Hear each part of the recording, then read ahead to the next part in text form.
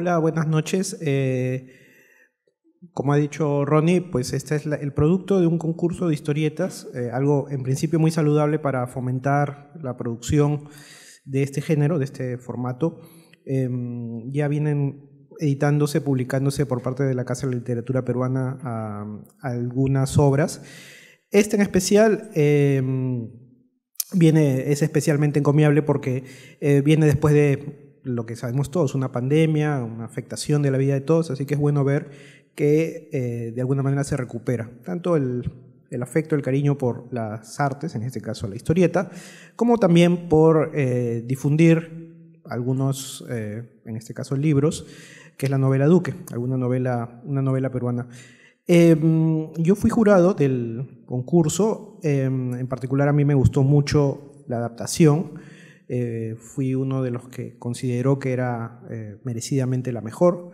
En un concurso siempre es eso subjetivo, pero en este caso creo que es una adaptación muy moderna que aprovecha muy bien el lenguaje de la historieta y como toda buena adaptación sabe rescatar lo que debe rescatar del libro y a la vez introducir nuevos elementos o elementos propios del lenguaje al cual se está adaptando.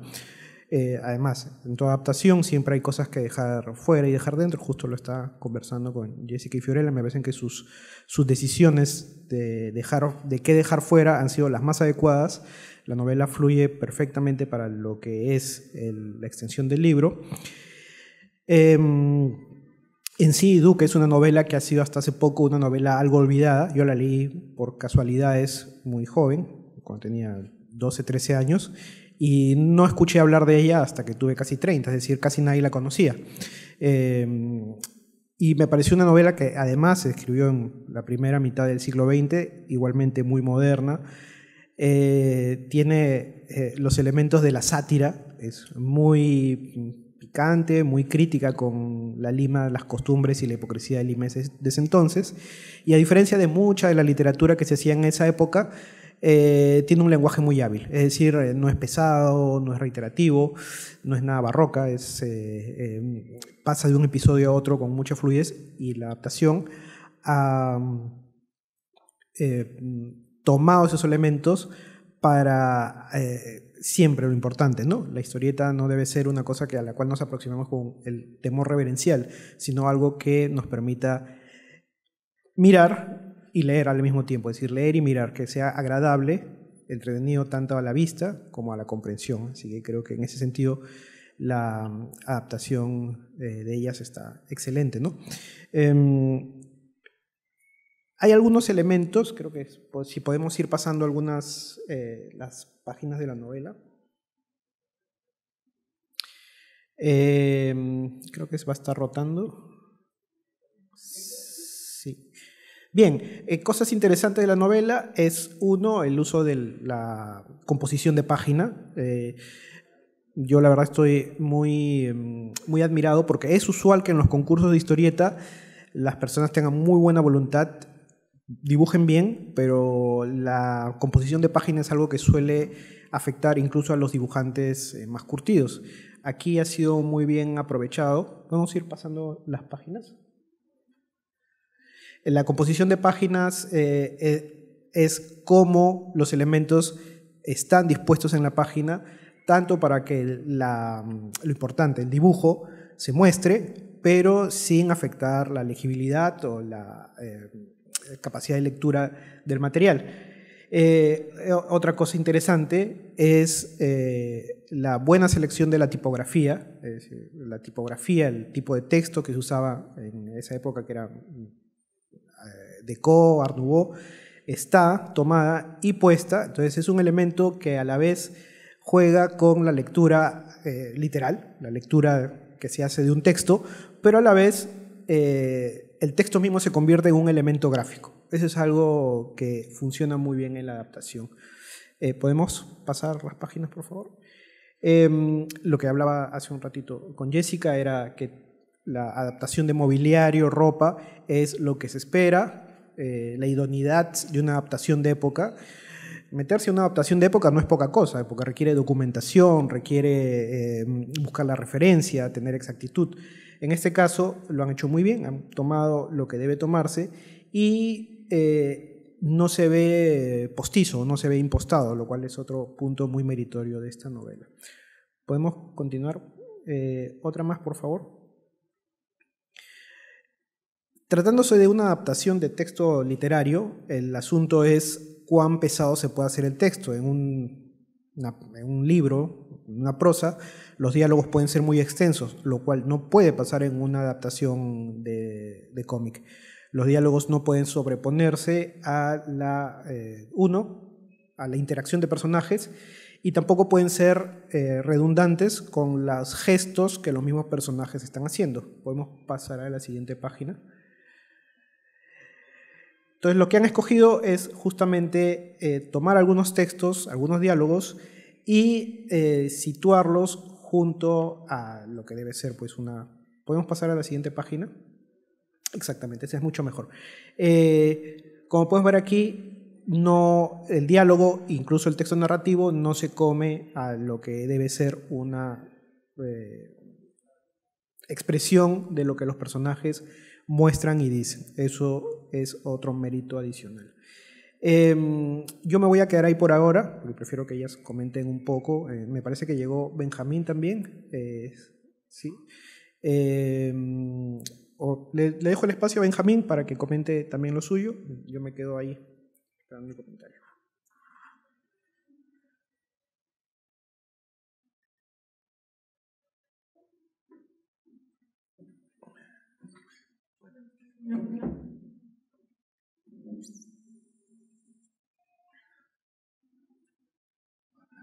Sí. Muchas gracias. En primer lugar, mil disculpas por la demora. De verdad que salí de mi casa, vivo en Surco, 5 en punto, me recogió el taxi, mira que ahora estoy llegando. Nuevamente disculpas por eso. También muchas gracias por estar aquí presente. Estamos reunidos para presentar un libro y eso siempre es motivo de alegría y de júbilo. Presentar un libro es algo que hay que celebrar, y particularmente celebrar la presentación de esta narración gráfica.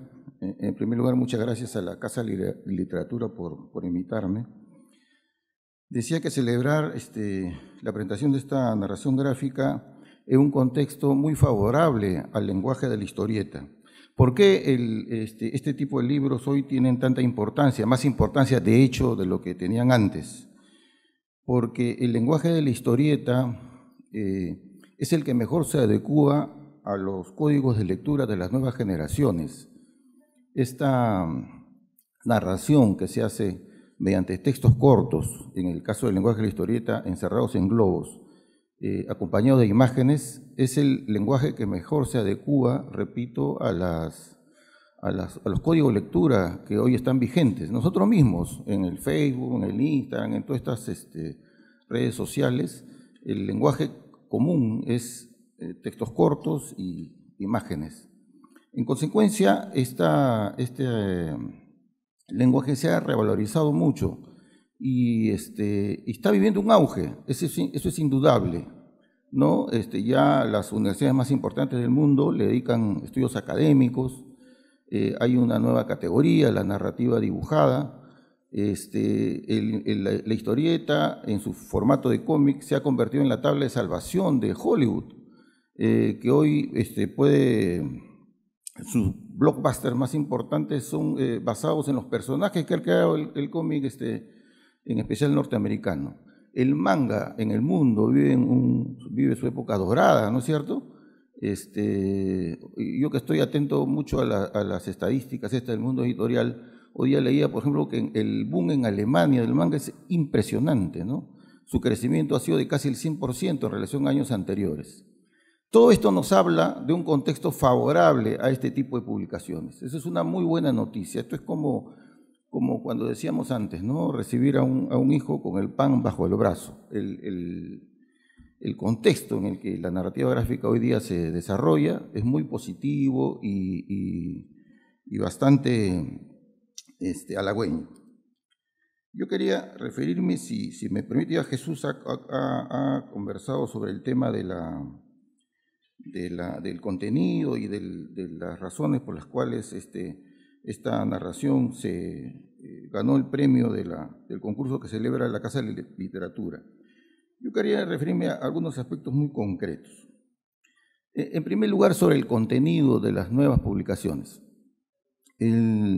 La tendencia es a que el lenguaje de la historieta abarque temas más complejos.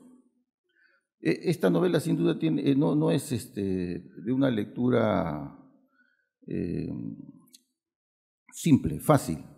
No, tiene algunos elementos que invitan a la reflexión y eso es muy bueno, muy bueno.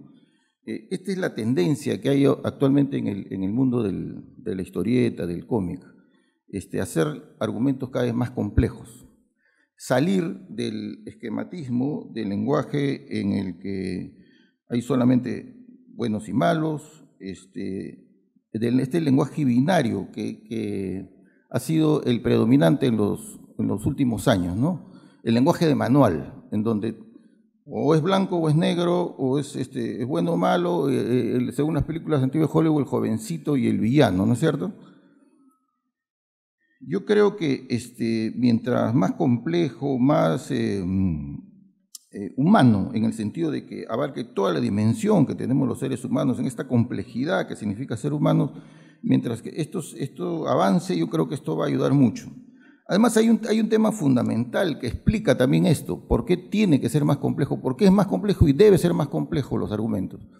Porque el joven de hoy, el niño y el joven de hoy, en especial, que es en todo caso el público al que nos interesa mucho llegar de cara al futuro, tiene, si le quieres poner un número, 100.000 veces más información que la que teníamos, por ejemplo, las personas de mi generación. Ya sus padres les habrán dicho, para nosotros conseguir una información teníamos que ir a la biblioteca, a veces recorrer una distancia considerable, y buscar el libro adecuado, etcétera, etcétera. Hoy día el joven tiene eso a la mano de una manera inmediata. Y entonces estamos hablando de los mecanismos muy fáciles para conseguir información, de tal manera que el joven de hoy tiene una información, tiene datos, información que es inimaginable, como es inimaginable todo lo que tiene y tendrá Google. Esa es la explicación por qué hoy tiene que ser cada vez más complejos los argumentos de las narraciones gráficas. En segundo lugar, quería ver el tema de los autores. Por ejemplo, acá leo que las señoritas, una de ellas estudia arquitectura, ¿no es cierto? Y ha ilustrado, en fin, para organizaciones muy importantes, y la hermana es estudiante de Derecho. Miren qué importante es esto. Los autores cada vez tienen que tener muchas cosas que decir. Ya no es suficiente ya saber dibujar solamente, o que te guste por último la historieta. No, el autor tiene que tener dentro suyo muchas cosas que decir y tiene que saber cómo decirlo, ¿no es cierto? A lo que quiero llegar es a que el autor hoy tiene que tener lo que yo llamaba antes un discurso, es decir, un conjunto de ideas coherentes, homogéneas, que explique mediante su arte. Hoy día eso le llaman los jóvenes narrativa. Muy bien, llamémosle narrativa. Es decir, el autor tiene que tener una narrativa. Ya no es, repito, suficiente que sepa dibujar, sepa ilustrar, sepa ponerle color a las cosas, tiene que decir cosas, tiene que ser auténtico. Yo les pongo como ejemplo a alguien que de repente conocen aquí algunos. Por ejemplo, Miguel Det. Es un artista que tiene un conjunto de ideas. No es necesario que uno esté de acuerdo con él, pero las tiene y sobre todo las mantiene contra toda la adversidad. Y esto le da otra categoría que particularmente yo valoro mucho en un autor, que es ser auténtico, ¿no es cierto? Es decir, tener sus ideas, saber explicarlas, saber narrar hechos que expresan esas ideas, y esas cosas a mí personalmente me parecen muy importantes en un autor y creo que es fundamental ahora en este periodo para todos los autores de historietas. Termino. Si ya tenemos definido el argumento de la obra, entendemos que esta debería ser cada vez más compleja, es decir, debería cada vez más invitar a la reflexión al lector. Si ya sabemos que el autor de esta obra tiene determinadas ideas que quiere expresar, entonces ya entramos a la parte final de la obra, decidir cómo narrar y cómo presentar la obra. En ese sentido, en el mundo hoy se ha estado discutiendo mucho sobre los formatos. Y la gran novedad que hay ahora en el mundo del lenguaje, del cómic, de la historieta, es la novela gráfica. Es decir, esta historieta de mediana o gran extensión que tiene un argumento complejo y que va dirigido principalmente a los jóvenes y a los adultos. Pero no solamente es que tenga ya argumento complejo, no es solamente que tenga un autor que sepa explicar lo que quiere decir con su obra, sino también el formato actual es muy importante. Lo digo por experiencia propia. Por ejemplo, las obras que he publicado, todas las últimas obras que he publicado, me preocupo mucho, por ejemplo, porque tengan tapa dura. Esto, que puede parecer un tema secundario, forma parte del paquete completo que hay que conseguir para que una obra tenga éxito. Es decir, ya darle a la historieta en este caso de mediano o gran extensión, darle la forma que lo realce, que haga que, por ejemplo, se pueda, sin complejo, sin ya hacerle mucho caso al mismo nombre que le ha puesto la sociedad, al arte que nosotros cultivamos, que es historieta, es decir, una especie de una historia menor, ¿no es cierto? Incluso hay muchas veces algunos lo utilizan como un criterio algo despectivo al arte. Entonces, darle a la historieta el realce de que tiene que tener también un formato que le dé seriedad y prestancia y que permita que esté en una biblioteca o que esté ahora como se estila en la sala de centro de una casa, o que se luzca en una vitrina de una librería. Yo particularmente pienso que todos estos componentes son importantes para que una obra como la que hoy celebramos su presentación, su nacimiento, tenga cada vez más importancia. Acá la Casa de la Literatura, con un criterio obviamente adecuado a nuestra realidad, que le ha dado un formato llamémoslo así, popular, de tal manera que se pueda publicar más y difundir más. Pero no desdeñemos también el otro formato que de repente se puede hacer en determinadas circunstancias, que le den esa importancia que ya tiene lo que con justicia se ha ganado el nombre del noveno arte. Termino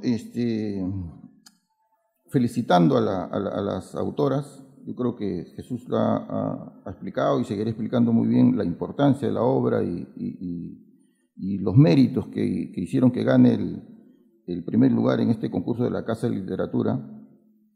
Y pienso yo que estamos todos en este objetivo común de revalorizar el lenguaje de la historieta. Un lenguaje que, como repito, pasa por un buen momento y que pienso yo que con esta obra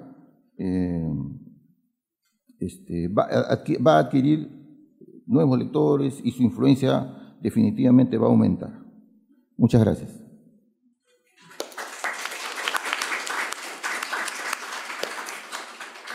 Muchas gracias por sus palabras. ¿Cómo están? Mi nombre es Fiorella Quispe. Yo soy una de las coautoras en esta adaptación. Yo soy una aficionada a la lectura y a la escritura. También tengo experiencia en la investigación y la planificación para proyectos. Mi nombre es Jessica. Yo, si bien es cierto, ambas trabajamos las ilustraciones y el guión, yo me ocupé de hacer la mayoría de estas. Creo que para mí la ilustración es el principal medio del cual expresarme. No es simplemente dibujitos, sino se trata de comunicar o sino contar una historia. Yo estudio arquitectura y siento que la arquitectura me ha enseñado no solo a apreciar los edificios y la belleza que existe en ellos, sino a también darme cuenta sobre fundamentos del diseño, porque la arquitectura es como el diseño más fundamental de todos y de alguna forma puedo traducir algunos conceptos a este medio que es la historieta. Una de mis ilustradoras favoritas es Nobuko Tadakoro, que apareció en una edición muy bonita que hizo la Casa de Literatura. Nosotros que comenzamos a participar en este concurso porque principalmente queríamos aprender acerca de la historieta. Previamente no teníamos ninguna experiencia sobre la novela gráfica. Y escogimos Duque porque sentíamos que tenía un gran potencial para poder graficar acerca de la belleza de la arquitectura, de los objetos, del lujo, de los estilos gráficos que existían en ese tiempo. Asimismo porque era una obra narrada de una forma tan singular que me daba curiosidad saber qué es lo que podía lograr a partir de lo que tenía mediante el diseño gráfico, mediante la tipografía. A la siguiente, por favor.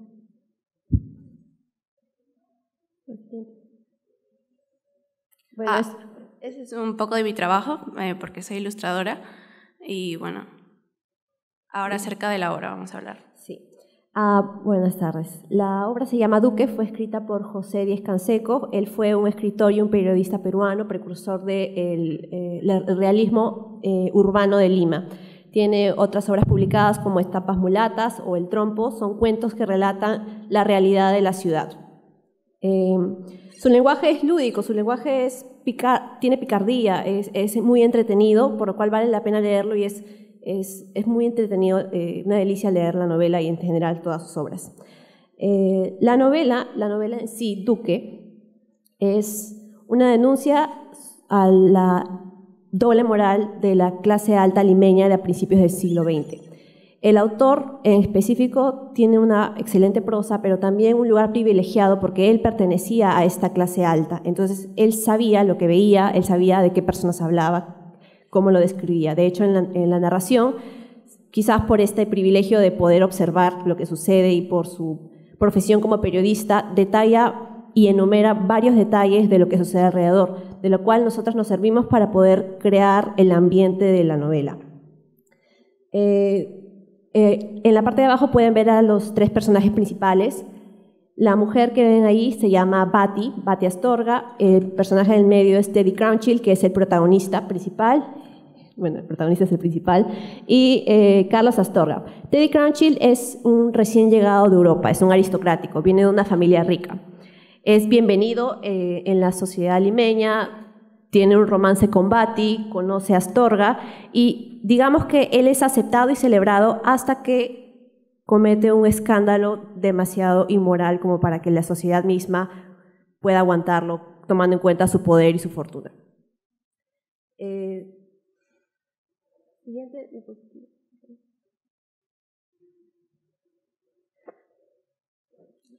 Bien, acerca de cómo empezamos a planificar el libro, primero encontramos un mood board, que es, digamos, encontrar imágenes que nos den una atmósfera o nos recuerden a lo que habíamos leído en la obra, ¿no? Era una obra pues lúdica, dinámica, con mucho movimiento, con mucho brillo. Entonces, como cada estilo gráfico, como cada corriente artística es reflejo de su propia época, entonces escogimos basarnos en el diseño gráfico del Art Deco y el Art Nouveau. El Art Deco se caracteriza porque tiene líneas, digamos, trazos limpios, figuras geométricas puras, y el Art Nouveau, a diferencia de se caracteriza por formas más sinuosas, más orgánicas, que tal vez recuerdan a las flores, a las ramas de la naturaleza, al movimiento.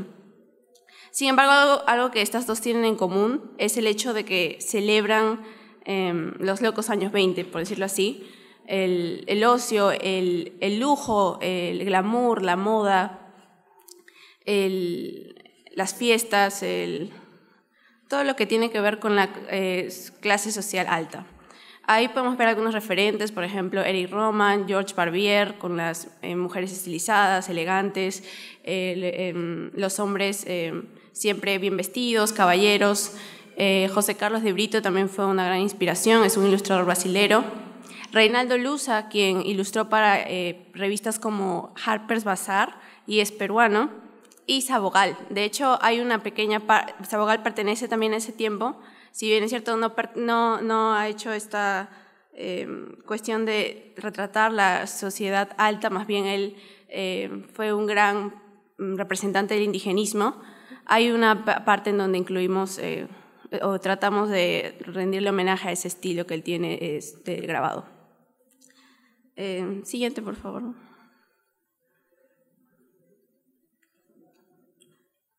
Y bueno, aparte también de la historia, sobre referentes de la historieta, porque estamos hablando que primero tuvimos referentes acerca de la ilustración de esa época, también tuvimos referentes sobre la historieta. El principal, el que siempre mencionaba, es Will Eisner, porque me parece que la forma en que juega con la perspectiva, con la jerarquía, con los elementos, no es por gusto, o sea, cualquier cosa, o sea, usualmente nosotros estamos acostumbrados a leer cómic o novela gráfica con la secuencia de estos rectángulos y adentro de ellos hay contenido. Sin embargo, Will Eisner los manipula o los deforma o trata de darles otro giro de tal forma que sigue comunicando, incluso sigue dando más detalles y eso es muy interesante. Otros artistas de la historieta que fueron expuestos a nosotros en los talleres de artistas nacionales e internacionales, también sirvieron de gran referencia. Acá, por ejemplo, también hay, este es del sitio web de la colección Mali, que son dibujos, son elevaciones arquitectónicas de Claude Sahut, que fue un arquitecto francés que vino al Perú, y precisamente ilustra casas, mansiones que se encontraban en la antes llamada Avenida Leguía.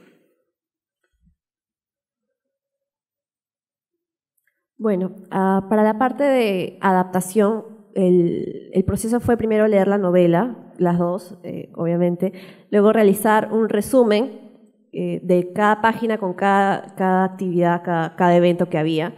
Y lo que queríamos era buscar al menos tres temas importantes que querramos rescatar de la novela para plasmarla en la adaptación. Nosotros teníamos un número limitado de páginas, por lo cual no era una adaptación libre de todo lo que había en la novela, podíamos plasmarla, sino teníamos que escoger qué tramas y qué temas incluíamos. Entre ellos son tres. Primero es la realidad de la clase limeña alta del siglo XX, describir los lugares a los que iban, el Tennis Low, el Country Club, el Bar Morris, que ya no existe, los chifas en el barrio chino, los Jinquenes, el Jirón de la Unión, el Palais Concert, son lugares donde la vida social limeña sucedía, todos en el Cercado de Lima. En esa época no había La Molina, no había Asia, todo estaba en el Cercado de Lima. Los distritos periféricos eran campo. Esto es antes de las migraciones del campo a la ciudad. El segundo tema que queríamos recalcar es el discurso de género que hay en la novela. Quizás no lo saben, pero Duque es en realidad la primera novela homosexual peruana. Esto porque el protagonista tiene este tipo de actividades, o sea, manifiesta su orientación sexual, pero también porque hay un discurso de género que el autor desarrolla en otros diálogos, en sus personajes. Por ejemplo, Duque, el personaje principal, Teddy, es descrito como alguien femenino, descrito como alguien que se maquilla, que usa cremas, que se arregla mucho. En contraste a Astorga, que es un hombre varonil, que tiene bigote, es un hombre de empresa. Después hay un discurso entre lo femenino y lo masculino, de qué cosa es ser femenino, qué cosa es ser masculino. Estereotipos muchas veces, pero un discurso de género al fin y al cabo. Incluso algún discurso progresista para la época de decir, bueno, que cada uno haga lo que quiera en su vida privada, eso no nos incumbe, incluso, llega a esos puntos. El tercer punto que queríamos tocar es la decadencia de Teddy. La novela comienza con Teddy llegando a Lima, siendo millonario, teniendo la mejor reputación, todo el mundo quiere hacerse amigo de él es un europeo. Sin embargo, la novela relata su vida social y relata cómo poco a poco él decae, cómo su reputación se arruina, cómo él mismo aniquila su propia imagen. Es realmente, suena quizás dramático de contar, pero en realidad la novela lo trata de una manera muy, como comedia. Es gracioso en realidad lo que le sucede a Teddy. Bueno, basado en estos 3 temas que queríamos rescatar, realizamos una escaleta, que es la que pueden ver en la imagen. Primero es la página en la cual le corresponde, de acuerdo a la novela gráfica, no a la novela original. Luego el lugar donde debían realizarse los hechos, por ejemplo, en una casa, en un restaurante. Las acciones que queríamos plasmar. Los objetivos. Cada página tiene un objetivo y estos están relacionados con los 3 ejes que nosotros habíamos seleccionado. Y finalmente el diálogo o una narración. Esta escaleta fue de referencia. Es una escaleta que constantemente se estaba modificando de acuerdo a cuánto calzaba en una página o cuánto sentíamos que algunas situaciones se repetían o quizás algunas valían más la pena. Entonces, al final teníamos un producto de que había una escaleta y Jessica ilustraba, yo estaba a cargo de ilustraciones secundarias. Luego lo pasábamos a duotono, que es el estilo en el cual llegó a imprimirse. Pasábamos a InDesign, donde agregábamos los textos y finalmente se enviaba para la impresión final. Bueno, parte muy importante del proceso fue la investigación. Justamente el señor Cosio comentaba la primera página. La primera página fue inspiración de una visita a la Pinacoteca Municipal. Nosotras, para poder investigar, recurrimos a fotografías, ilustraciones de la época, videos que han sido rescatados, incluso descripciones periodísticas del comercio. A veces no hay fotos de cómo eran las cosas, pero tienes a algún periodista del comercio describiendo lo que sucedía. También recurrimos a papers académicos sobre otros papers sobre un análisis literario de la novela, mapas, en este caso tenemos un mapa ahí, pinturas, y fuimos a lugares que existen en la ciudad que todavía perduran. Uno de los lugares al que fuimos a investigar fue a la Pinacoteca Municipal de Ignacio Merido, que queda por la Plaza Francia. Ahí encontramos ese mapa a finales del siglo XIX de la ciudad de Lima, y abajo hay un óleo de Guillermo Tasset de una vista panorámica desde el Cerro San Cristóbal a la ciudad de Lima. Todo esto es a finales del siglo XIX. Usamos estos elementos para poder inspirarnos en la portada que ven en la primera página que ven al costado. Luego también fuimos a lugares que también desde los años 20, 30 todavía existen. Por ejemplo, la Casa Fernandini, que usamos para la casa de los Crown Shield. Por ejemplo, tenemos una foto de la sala que usamos en la primera página, tenemos una foto del comedor. También no solo fuimos a este lugar, sino también al Museo Inmobiliario que queda en la Casa Eiffel, donde también usamos referencias para la casa de Batty Astorga. Fuimos a la iglesia de Santo Domingo para ver cómo era el lugar. Todavía algunas casas permanecen, algunas calles también. Jessica, por su parte, hizo otro tipo de investigación de edificios que ya no existen tal como los conocemos. Siguiente. Eso está bien. Lo que estamos observando acá es el lawn tennis. En realidad, el estado actual del lawn tennis es la última imagen. Sin embargo, cuando me acuerdo que estábamos tratando de ver dónde se encontraba el antiguo Arco Morisco, porque actualmente el Arco Morisco tiene una réplica, que es la única que existe por ahora, me parece el Parque de la Amistad. Actualmente estaba cerca al lawn tennis, y algo que me he dado cuenta al tratar de coincidir con el mapa actual para saber la ubicación exactamente dónde estaba, es que sobresalía esta casa con este techo robusto, con techo aguas, y coincide en ser el club de lawn tennis. Siguiente, por favor. Lo que tratamos de hacer acá es con estos edificios, dibujando todos los edificios por completo y después añadiendo adornos y tipografía alrededor relacionado a es imitar a los afiches publicitarios ilustrados de ese tiempo. En ese tiempo, obviamente, todo era ilustrado y se publicitaba transatlánticos, ocean liners, lugares para vacacionar, lugares de entretenimiento, de ocio, Una vez más, dando cuenta de la alta clase de ese tiempo. Siguiente, por favor.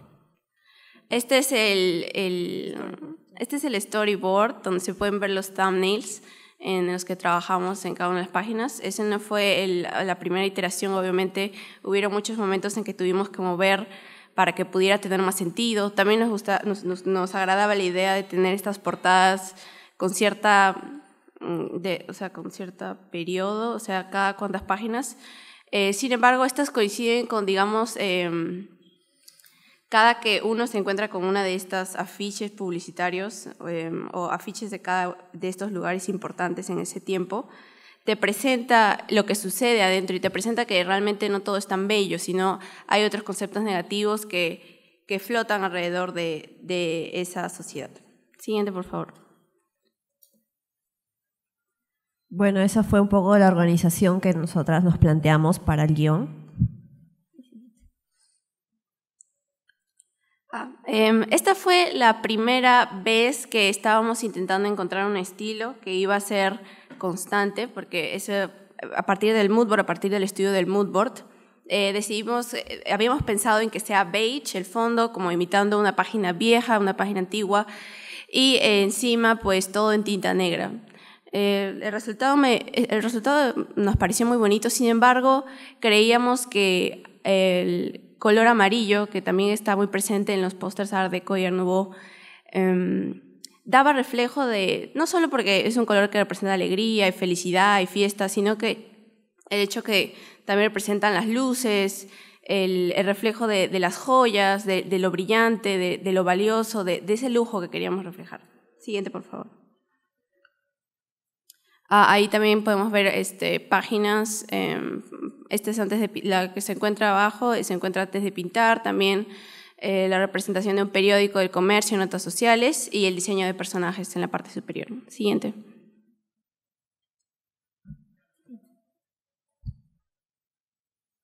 Bueno, esos son, de acuerdo a la escaleta, algunos borradores con los cuales iniciamos.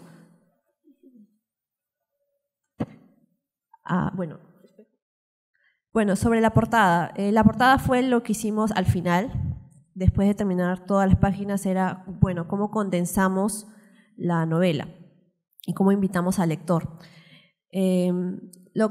Por ejemplo, hubo una lluvia de ideas. En todo este trabajo, nosotras siempre era una lluvia de ideas y luego lo discutíamos sobre cuál calzaba mejor con el concepto que nosotras habíamos elegido. Al principio, por ejemplo, yo pensaba un espejo el cual te dice refleje, que el espejo tenga estilo Art Nouveau, para retratar un poco que lo que estamos hablando es la perversión de la imagen, de la reputación. Jessica tenía otras ideas también. Al final, la versión final de la portada fue como la convergencia de tres ideas importantes. La primera era que nos importaba reflejar una escena muy importante que fue muy simbólica después de que obviamente el autor empieza a narrar todos estos sucesos y todas las costumbres de la alta sociedad. Llega como que la primera reflexión y sucede en una situación muy cotidiana. Teddy saca a pasear a su perro y el perro bosteza y el narrador comenta, sin embargo, y Teddy también bosteza, sin embargo Teddy no tiene nada dentro, no tiene colmillos, ha sido devorado por la Europa caquéxica, me parece. Entonces, obviamente se quería reflejar ese momento importante. Yo pensaba usar hay una revista ilustrada de ese tiempo que se llama Variedades, donde siempre ponen en la portada una escena y abajo escriben el guión en prosa. Entonces estaba pensando en tratarlo así. Sin embargo, al momento de pensar en el fondo, no creía que había algo lo suficientemente simbólico como para que uno pueda detectar que se trataba de la ciudad de Lima, porque estábamos pensando en un edificio que sea representativo y no había uno que pueda englobar eso. Entonces, por eso que acudimos a hacer algo más simbólico, en este caso el escudo de armas de Lima, que también coincide con la analogía de ser devorado por la Europa caquéxica, estas aves de rapiña que están tratando de probablemente tomar lo último de esta persona, que es la superficialidad, la imagen, la reputación. Y bueno, lo acompañamos también con decoraciones de Art Nouveau. Ah, sí, con arabescos, súper recargado porque de eso también se trataba. Y fue perfecto también escoger el color amarillo porque simula a este tipo de portadas que son me parece como de cuero y con detalles de dorado. Y recuerda bastante eso. Sí, precisamente con la impresión final ustedes ven que si bien es una decoración lujosa, la impresión es en periódico, entonces es como, bueno, al final nos resultó gracioso el hecho de que precisamente se hacía una analogía de todo este lujo que existía en la sociedad limeña, que existe hasta ahora en la sociedad limeña, pero que, bueno, al final está en papel periódico. Es un poco un buen toque, la verdad, de cómo salió la impresión final. Bueno, para terminar, queríamos dar nuestros agradecimientos a Ronnie, a Miguel Det, al Dr. Cosio por apoyarnos en la edición, a los talleristas de la Casa de Literatura, del Ministerio de Cultura. Si hay algo que podríamos rescatar de nuestro trabajo con la novela gráfica fue que aprendimos a revalorar el Centro Histórico de Lima, a preguntarnos quiénes construyó esto, quiénes vivían aquí, por qué ya no están acá. También a revalorar igualmente la narración sobre la ciudad de Lima. Son muy pocas, en esa época eran muy pocas las novelas, los cuentos que hablaban sobre la vida en la ciudad. Actualmente ya no es así, tenemos Vargas Llosa, Salazar Bondi, que nos pueden contar no solo de la clase alta, sino también de las clases medias y clases bajas, cómo es nuestra vida en esta ciudad. Bueno, eso sería todo. Muchas gracias. Gracias.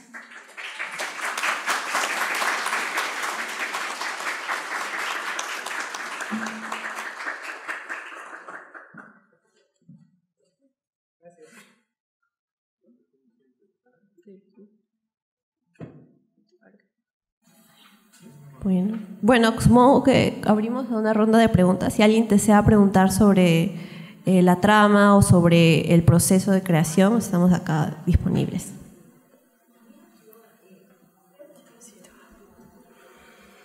A ver, quien desea hacer la pregunta o comentario, yo me acercaría a darle el micro. ¿Alguien desea de repente? Ya. Primero allá, luego acá. Ya.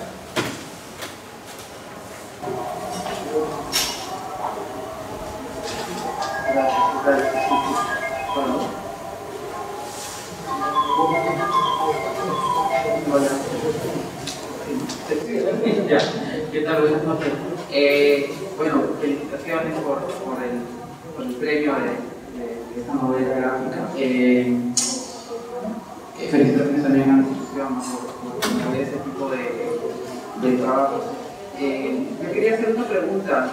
Yo sé que han señalado todos los referentes artísticos de la época, que es muy importante.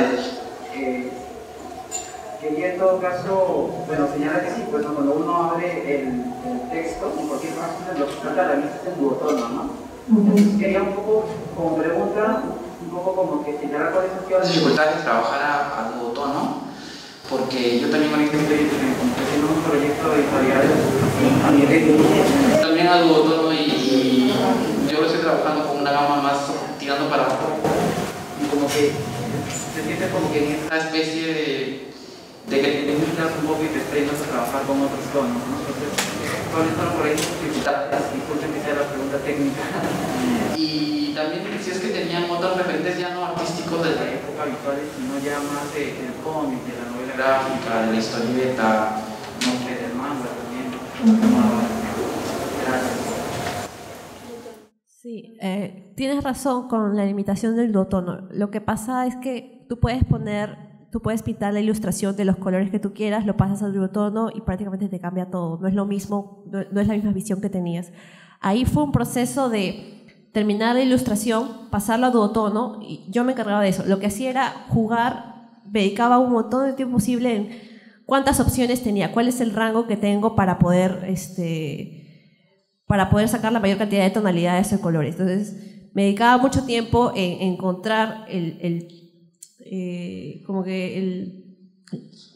la configuración perfecta, no la perfecta, sino la que más me satisfacía, pero fue un proceso de, ella terminaba la ilustración, pasaba a duotono. Entonces en duotono es cambiar algunos colores, quizás algunos colores estaban mal puestos desde el inicio, entonces era volver a ella cambiaba el color, y yo pasaba a duotono, otra vez volver a cambiar. Es un proceso de prueba hasta que te salga y que quedes satisfecho.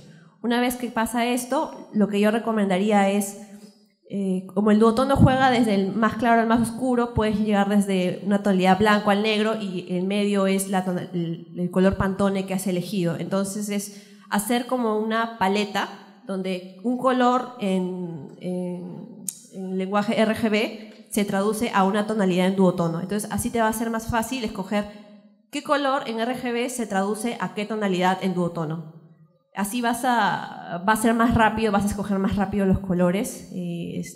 No pienses el proyecto en toda la gama de colores, piénsalo en duotono desde el principio. Así se va a hacer más fácil, pero yo recomiendo que sigas practicando y sigas encontrando la configuración que sea necesaria para tu proyecto. El color sí te limita, pero también el hecho de que te limite es mejor, porque de escoger tantos colores a veces te abruma y puedes perder mucho tiempo escogiendo pero ¿qué color le pongo a esta camisa? ¿Qué color a este cabello? No, simplemente todo se pasa a duotono, es como el color que ya no lo vas a poder cambiar. Ese es el color, esa es la tonalidad que te tocó. Si te gusta, lo puedes cambiar, pero no hay como no tienes el universo de colores para escoger. Es más limitativo, y creo que cuando te acostumbras a trabajar con esto, trabajas más rápido y puedes concentrarte en otras áreas del cómic. Para nosotros fue una ventaja porque nos agilizaba el proceso de cómo colorear o qué color escoger en los pequeños detalles, y cuando lo tenías prácticamente todo pasa un filtro y todo se ve unitario, todo se ve como compuesto. En el caso de las referencias, ¿te acuerdas? Claro, yo dije que tenía dos tipos de referencias. El primero, el de Art Deco, Art Nouveau, que pertenece a esa época de los años 20, 30, y el segundo de la historieta, que obviamente aprendí a través de los talleres. Y el primero es Will Eisner, por cómo es que juega con los elementos, la jerarquía, la perspectiva. Después leí Maus de Art Spiegelman, que me gustó mucho la narrativa, cómo es que tenía también una buena síntesis en la caracterización de los personajes. Me sirvió mucho también el libro de MacLeod, que lo había visto mucho antes que tomar la historieta, porque también sirve para entender la imagen y cómo es que puede alcanzar a ser como su transición a un símbolo. Entonces es muy, muy interesante. Esos son los tres referentes más importantes. También Hugo Pratt. Y sí, eso. Gracias.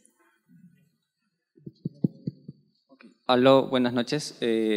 Bueno, primero felicitarlas por el trabajo, es muy, muy bueno. Y también la presentación, ¿no? A nosotros, a las personas que amamos, nos interesa mucho el tema de la novela gráfica. Su presentación nos ha demostrado todo el trabajo titánico que se hace. Y yo quería, para no hacer un poco larga la noche, quería preguntarles por dos aspectos, ¿no? Uno, la investigación, que me pareció una forma de velar una Lima pasada, ¿no? Un momento que ya no encontramos. Entonces quería preguntar, ¿no? ¿Cómo fue ese tema de la investigación?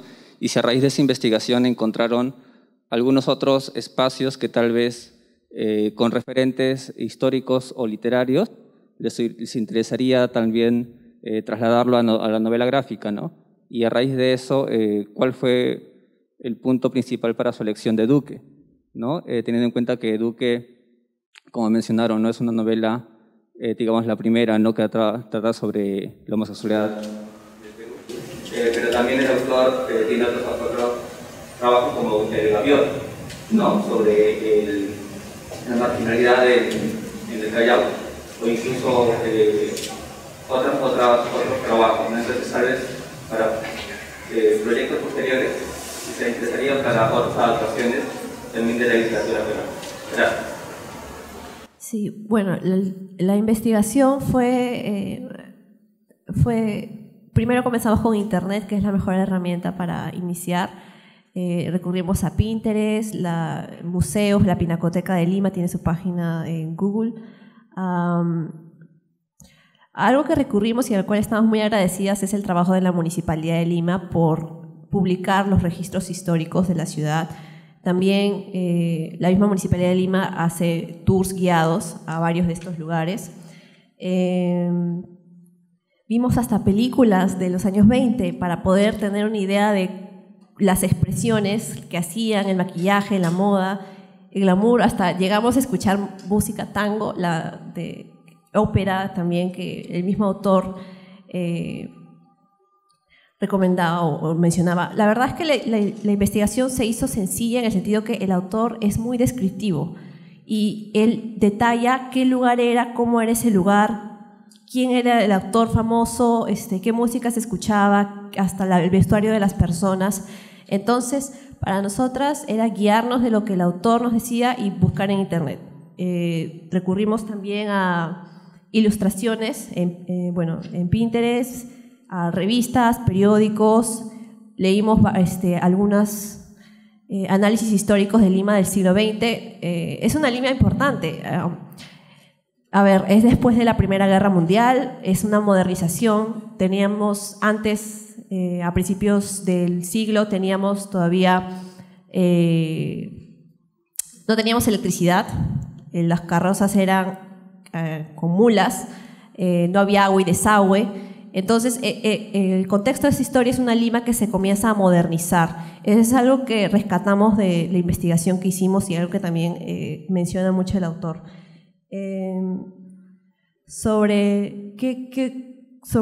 ¿Cuál era la otra pregunta? Creo que era sobre si habíamos encontrado algo en nuestra investigación que nos había llamado la atención para poder adaptar. No está en el horizonte como un proyecto sobre otra obra similar. Sin embargo, a Jessica, particularmente a Jessica, le llegó la inspiración de poder seguir contando historias sobre Lima. No solo de esa época, no solo de esa clase social, sino como lo hacía este autor, de ver a tu alrededor qué sucede en esta ciudad, que para ti parece que no vale la pena contarlo, pero quizás en 80 años alguien va a leer tu registro y va a ser una narración de cómo era la vida social en esa época, a dónde se frecuentaban, qué era lo popular. Es algo que va a ser valioso sí o sí en el futuro. Es algo que he aprendido gracias a esta novela. Sí, respecto, por ejemplo, a justo lo que tú mencionabas sobre la forma de narrar del autor, que es como que enumera todo lo que ve. Entonces eso, como a quien hace el guión y a quien hace la ilustración, nos favorece porque literalmente está describiendo todo lo que está observando. Entonces nos ayudaba a poner más detalles. Por suerte también la mayoría de los edificios, si bien es cierto, no siguen cumpliendo su misma función de encuentro de intelectuales y de ocio. Ahorita algunos son tiendas o simplemente están abandonados, conservan su estado intacto, a diferencia, solo una excepción de Lawn Tennis, que carece de su techo robusto que antes tenía. Gracias.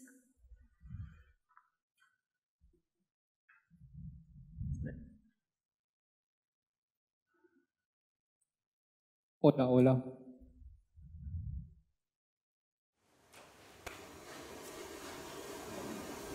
Buenas noches a todos. Bueno, en primer lugar felicitarla por su exposición y su obra de arte.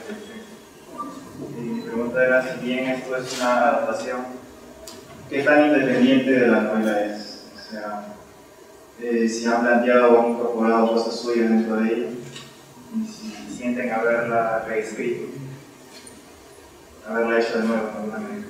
No sé si Sí.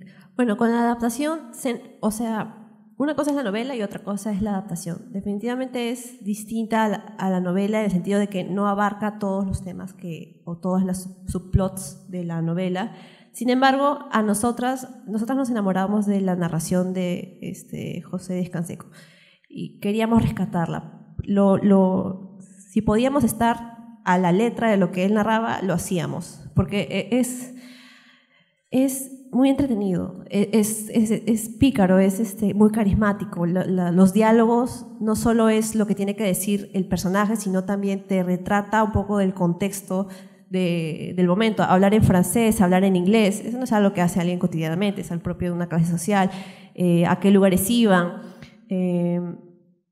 Creo que no queríamos apartarnos mucho de la novela, sabíamos que teníamos que seleccionar qué escenas usar, a qué personajes introducir, pero tratamos de hacerlo más fiel, no agregamos nada nuestro, ninguna escena extra que se nos haya ocurrido, no, era fiel. Ahora, el aporte que nosotros le hicimos es lo gráfico, porque si bien quisimos ser muy cercanas a la prosa y a los tiempos, el ritmo de la narración, lo gráfico de todas maneras es una forma distinta de contar, hay más información, hay información que cuando tú lo lees acá quizás pasa de largo, pero cuando lo ves en una imagen es más impactante, tiene más relevancia.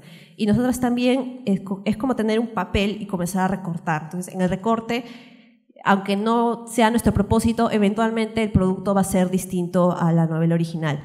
Pero la esencia, uno de nuestros objetivos era mantenerla.